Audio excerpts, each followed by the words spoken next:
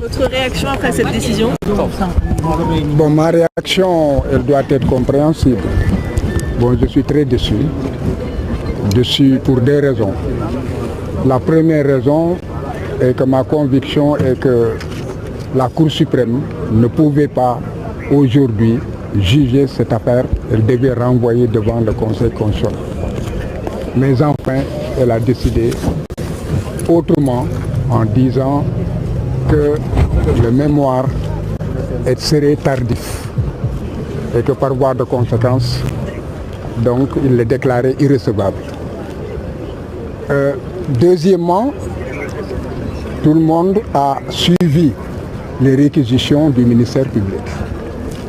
Et ces réquisitions tendaient à la cassation, même totale, de tout l'arrêt, pour des manquements graves à la loi. Parce que tout ce qui a été développé, c'était des moyens de pur droit.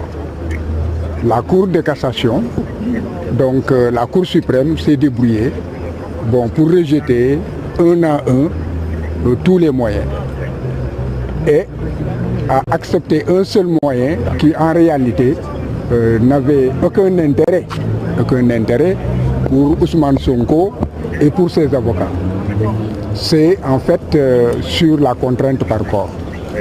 Donc en définitif, la Cour a confirmé ce que la Cour d'appel avait rendu comme décision et a seulement dit que les dommages et intérêts alloués à Mame Mbaye Niang et les frais de procédure, n'est-ce pas, ne pouvaient pas être recouverts par la voie de la contrainte par corps, donc un emprisonnement de 2 ans. C'est cela la contrainte par corps lorsque la somme dépasse en fait 1 million.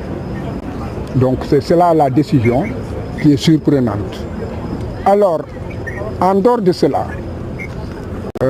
il est clair que nous ne baisserons pas les bras.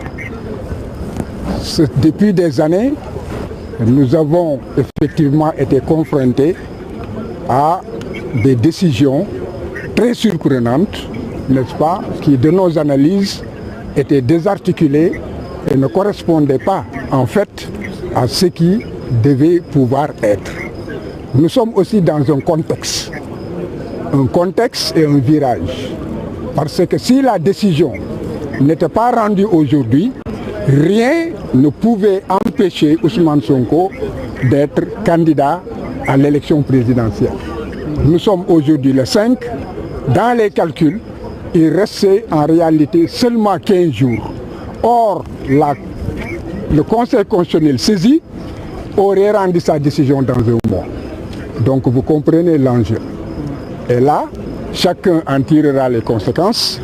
Et je pense que tout cela, l'État qui en fait est la cheville ouvrière de tout cela, qui en fait a violé toutes les lois, a violé tous les engagements internationaux, a renié l'état de droit et la démocratie, a changé les valeurs même culturelles dans ce pays.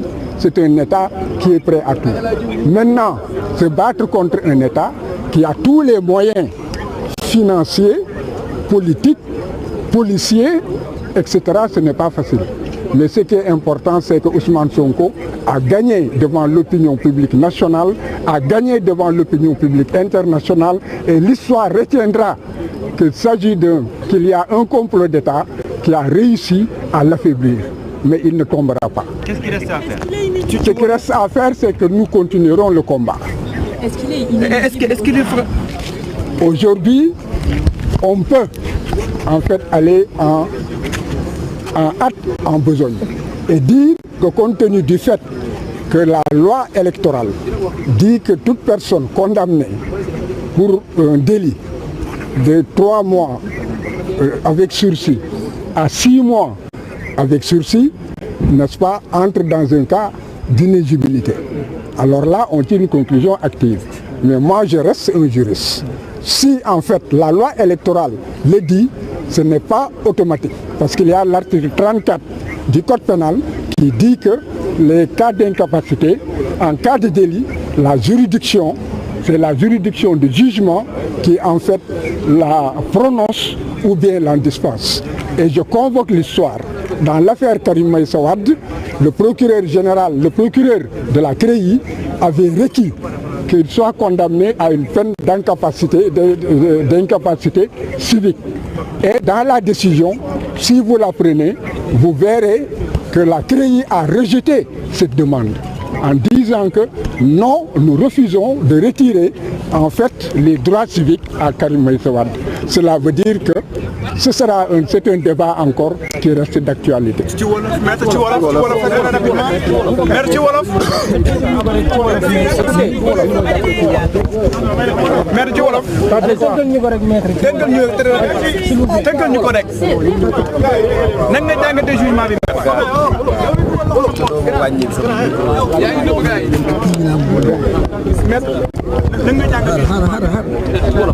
Bon, léegi ci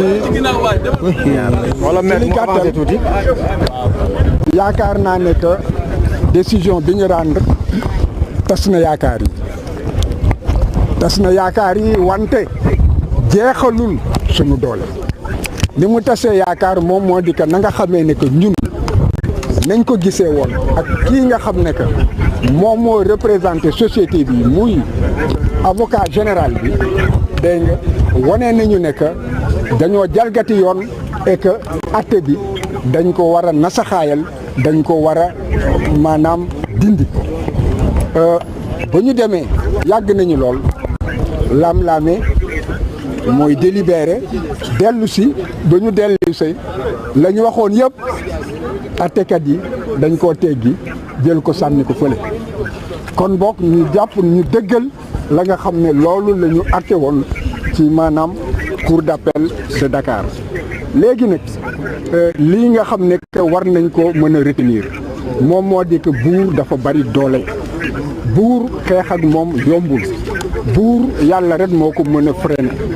wante nag sabab bi du yàlla moo koy def doomu aadama bi ñoom ñooy def sabab bi ñu ngi koy def yegg nañu ba fii kenn yaakaaruloon ne que xeex bi dina àgg ba fii ngeen jàpp rek garde espoir ne que ba tey jii maanaam xeex bi nga xam ne que sumb nañ ko sunu borom bi kattanal ñu taxaw ba toll fii xeex boobu dafay wéy bu nit ñi nekk maanaam mënul nekk candidat ci ndax atte bii foofu foog naa ne gaawantu la lu tax gaawantu la parce que ñoom yaa xamoon nañ ne que dossier Adji Sarr boobu maanaam tàbbi na géej et que dossier bi ci lañ war a mën a langaamu te lii bu fekkee ne que attewuñ ko fii ak fukki fan ak juróom booba day fekk Ousmane Sonko raw na leen définitivement léegi atte nañ ko ba su fukk ak juróom yi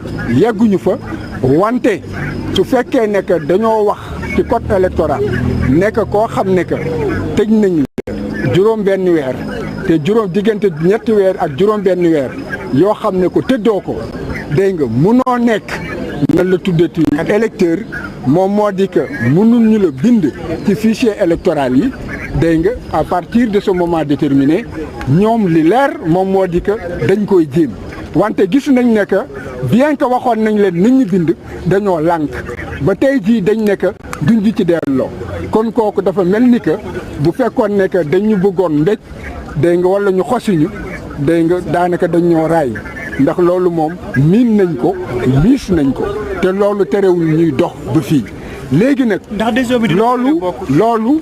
loolu bu ñu yaakaaree ne acte bi bu ñu ko jëlee yóbbu ko conseil constitutionnel day tax conseil constitutionnel maanaam nekk Ousmane du nekk candidat yombeewul noonu yoon waxul loolu yoon dafa ne que bu fekkee ne que crime la maanaam comme li nga xam ne que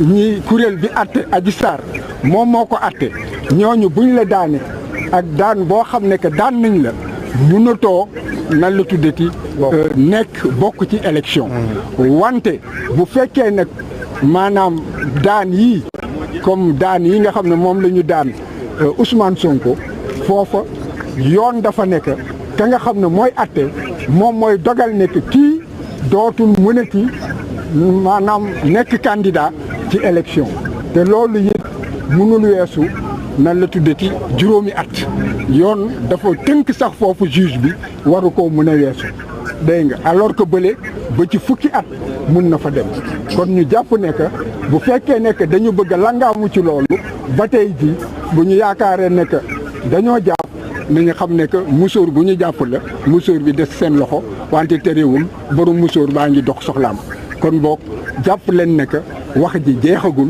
combat bi jeexagul te it ba tey ji ñu ngi ak seeni doole ñu ngi wéy ak seeni doole wante jaam ak pexem yàlla ak dogalam. jërëjëf maître.